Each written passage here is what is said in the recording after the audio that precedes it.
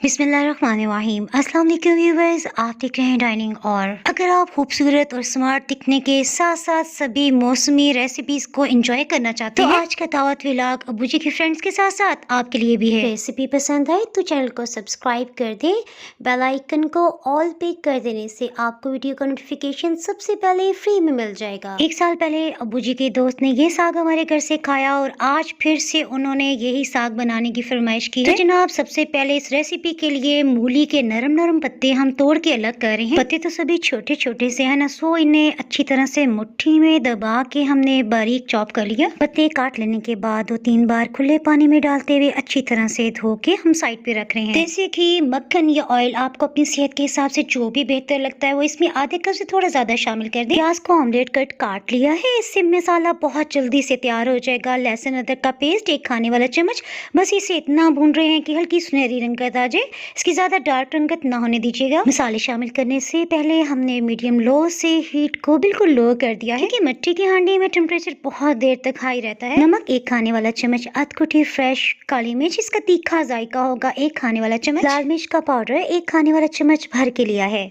अलबत्ता हल्दी पाउडर आधी चाय की चम्मच हम इसमें शामिल कर रहे हैं। साबुत खुश्क धनिया 1 खाने वाला चम्मच भर के लिए इसे फ्रेश ग्राइंड किया है।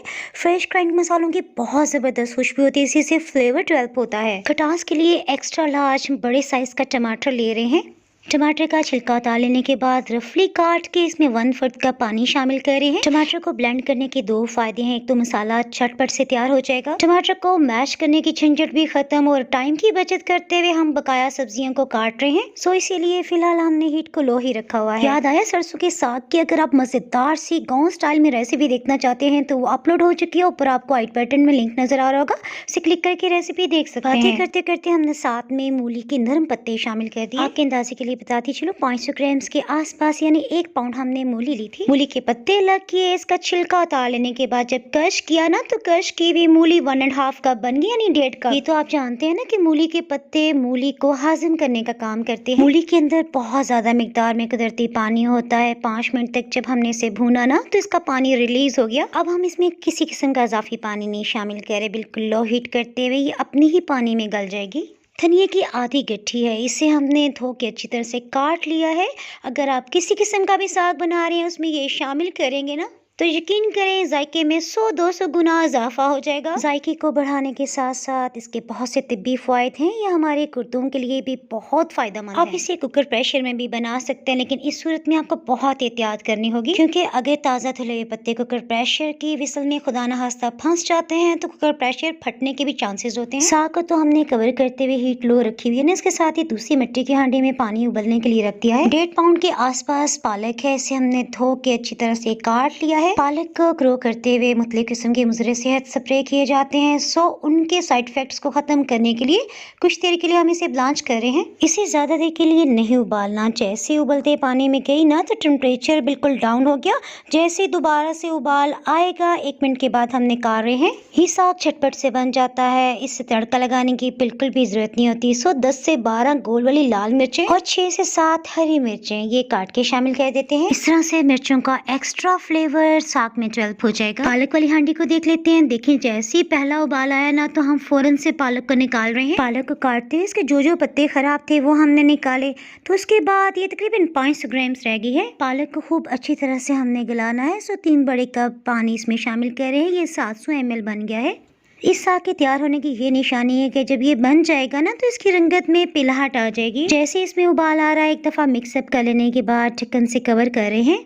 बिल्कुल लो दम वाली आंच पे जब धीरे धीरे साग पकता है ना और मिट्टी की हांडी और फिर तो भाई कमाल का फ्लेवर आता है। एक बात आपने नोट की कि सभी मसाले हमने फ्रेश ग्राइंड करके शामिल किए। अब हम इतना पका रहे हैं कि इसका पानी बिल्कुल खुश्क हो जाए और ऑयल ऊपर की सतह पे आ जाए। अल्हम्दुलिल्लाह साग तो तैयार हो गया। इसके साथ ही हम स्वीट डिश की तरफ आ जाते हैं। याद होगा इससे पहले हमने जो दावत व्लॉग किया था ना उसमें हमने खोया और बड़ी जैसा हमने गजरेला बनाया। तो अब्बू जी ने बहुत कहा भाई ये तो मेरी पसंद का नहीं, भी मेरी पसंद का मीठा भी होना चाहिए। तो आज ये रेसिपी रेसिपी अब्बा जी की पसंद की है। काले रंग की गाजर हमने 1400 ग्राम्स ली थी और छिलका उतार लेने के बाद ये तकरीबन 1 किलो यानी 2 पाउंड रह गए। बातों में हमने 14 खाने वाले चम्मच चीनी शामिल करके इसे दम लगा दिया था। देखें इसका पानी काफी रिलीज हो गया है और गाजर काफी हद तक नरम हो गई है। अब हम इसमें 1 किलो फुल क्रीम मिल्क शामिल कर रहे हैं। अगर आप अपने वजन में कमी करना चाहते हैं और इंजॉय भी करना चाहते हैं तो फिर जनाब ये रेसिपी आपके लिए भी है। जैसे इसमें उबाल आया ना तो लकड़ी का चम्मच रखते हमने ढक्कन से कवर कर देने के बाद हीट को बिल्कुल लो कर दिया। इस दौरान में आप कोई और काम भी निपटा सकते हैं। 2 दिन पहले मैंने दानेदार खोया बनाया था, ये 1 पाव की मिकदार में बच गया था, सो मैं इसे शामिल कर रही हूँ। अगर आपके फैमिली मेंबर्स को कोई हेल्थ इश्यू है तो ये शामिल ना कीजिएगा। ये रेसिपी अगर आप अपनी दादी अम्मा, नानी अम्मा या बाबा जान के लिए बनाएंगे ना तो यकीन जाने वो खुश हो जाएंगे, दिल से आपको दुआ देंगे। दूध बिल्कुल खुश्क हो गया है, सो अब हम इसको भून लेते हैं। इसके लिए खाने वाला चम्मच देसी घी डाल लेने से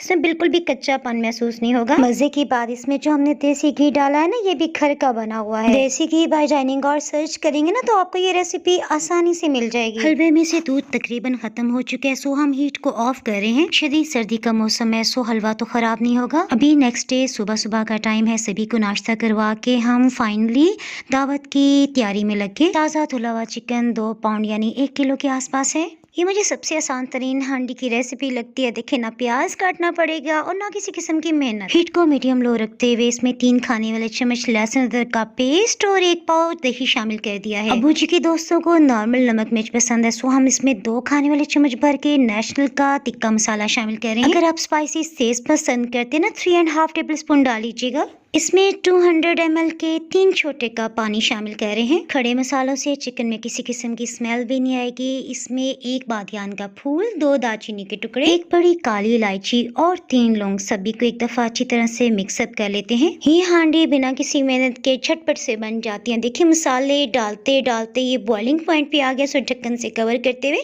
अब हीट को लो कर देते हैं। अगर आप देसी मुर्गी का इस्तेमाल कर रहे हैं तो उसे 60 मिनट भी लग सकते हैं। देसी मुर्गी में आप 4 कप पानी शामिल कर सकते हैं। देखें ये तो फटाफट से गल गया। सो अब हम हीट को मीडियम लो करते हुए इसमें जो भी पानी है ना इसे खुश्क कर लेते हैं। अब टाइम आ गया बुनाई का। सो कुकिंग ऑयल या घी इसमें आधा कप और 3 हरी मिर्चों को दरमियान से कट लगाते हुए इसमें डाल रहे हैं। कोयले को 5 मिनट पहले हमने दहकाने के लिए रख दिया था। दावतों वाली लुक देने के लिए इसमें 1 खाने वाला चम्मच भर के पेपरिका पाउडर शामिल कर देते हैं। जायके में तीखा नहीं होता, सिर्फ रंगत अच्छी करने के लिए इस्तेमाल किया जाता है। गोश्त तो खूब अच्छी तरह गला हुआ ना, सो एहतियात से चम्मच चलाते हुए जो भी पानी ऐसे खुश्क कर लेते हैं यहाँ तक कि ऑयल मसाले से बिल्कुल अलग होकर ऊपर की सतह पे आ जाए। हरा धनिया छिड़क लेने के बाद हीट को ऑफ कर दिया है। चिकन को थोड़ा किनारों पे करते हुए दरमियान में जगह बना लेते हैं। एल्युमिनियम फॉयल या फिर स्टील की कोई भी कटोरी या प्याली होगी ना उसमें आप ढकते हुए अंगारे को रख लें। चंद ड्रॉप्स ऑयल के डालते हुए हम इसे ढक्कन से कवर कर देते हैं। 10 मिनट तक लाजमी इसे कवर रखें, इससे सभी चिकन में बारबेक्यू फ्लेवर डेवलप हो जाएगा। कश्मीरी चाय बनाने के लिए पिस्ता और बादाम हमने एक दिन पहले ही काट के रख लिए हैं। सर्दियों में कश्मीरी चाय का अपना ही मजा है, इसके लिए स्पेशली हम कश्मीरी चाय का इंतखाब कर रहे हैं। 2 कप पानी में हम 1.5 टेबल स्पून यानी 1.5 खाने वाला चम्मच कश्मीरी पत्ती का डाल रहे हैं। खुशबू के लिए 2 सब्ज इलायची के छिलके को हल्का सा क्रैक करके इसमें शामिल कर दिया। देखें ये बॉइलिंग पॉइंट पे आ गया है ना।